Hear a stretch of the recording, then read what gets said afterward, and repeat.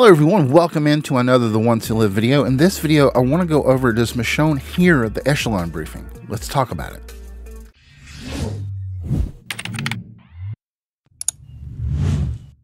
Alright guys, so we saw in episode 5 that Rick and Michonne are on their way back into the CRM, and that's where episode 6 is going to start. Michonne laid out the plan that Rick's going to get the echelon briefing and that Michonne is going to sneak in and get Jadis's file. But in the trailer, I want to talk about one image where we see Michonne. She looks terrified, and we're going to talk about why she looks so scared. So I assume that in this image, and I don't know for sure what's going on here, but I would assume that this is that maybe Michonne is in on this presentation where we see the screen and it shows two extraction points, and somebody in the comments pointed out, that knows that area, pointed out that that is around the Portland area. So I would assume that they are receiving a briefing about attacking Portland, because we know that the CRM wants to do that. They've already destroyed Omaha, and Portland is their next target. They want to take out these settlements because supposedly they are draining the CRM resources. But I think it's more that they're starting to question the motives of the CRM. Now, we know that Rick's going to receive the echelon briefing this episode. But to me, Michonne looks like she is in that room where this presentation is going on. It's dark. We can kind of see stairs behind her. She's wearing a red uniform, so I believe she's what's considered a frontliner. I could be wrong. It could be just being a soldier is a frontliner. I don't know that they've ever actually explained what a frontliner is. But anyway, I think Michonne is in the room during this presentation. I don't think this is the echelon briefing. I think that's just something that Rick's going to receive. But I think that she is hearing something that is so terrifying that it's making her make this face. And I wonder if the still that we see that is Portland area is just a bigger part of a presentation about the 500-year plan that is moving forward, and if there is some kind of a plan to attack an area, say like on the East Coast, that may not be, maybe they're going to attack, say, like the Commonwealth, which really isn't too far from Alexandria, where she knows her children are. Now, I know Michonne doesn't know about the Commonwealth, but she would know that area fairly well, and she would know that it was close to Alexandria, even though it wouldn't be on a map.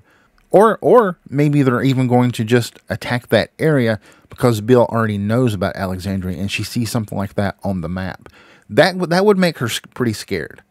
Whatever this is, it has to be really, really terrifying, because Michonne is so, she's so calm and level-headed, and her eyes are so big. She looks terrified in this. What if we find out that the CRM, their scientists have developed another, like a variant walker? Because, in the Daryl Dixon series, we know that in France they're working on variant walkers, but we've seen variant walkers in The Walking Dead, and we don't know where they come from.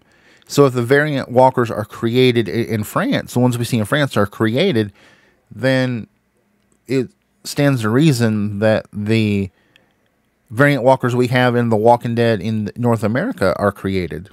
So suppose that the CRM and whatever this group is in France are connected somehow, and they're making their own variant walkers and kind of like releasing them in these areas to cause more damage.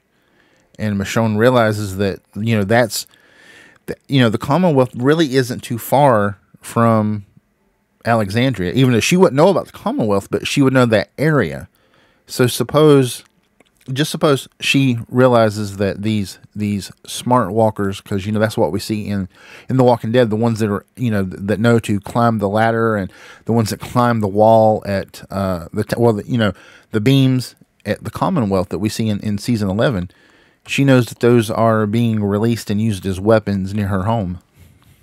See, I don't think that Michonne's getting the echelon briefing, but I do, Rick is going to get it. I don't know how these two plans are going to go together, but, I don't think Michonne's going to get the briefing, but I think she's going to get some of the plan, maybe.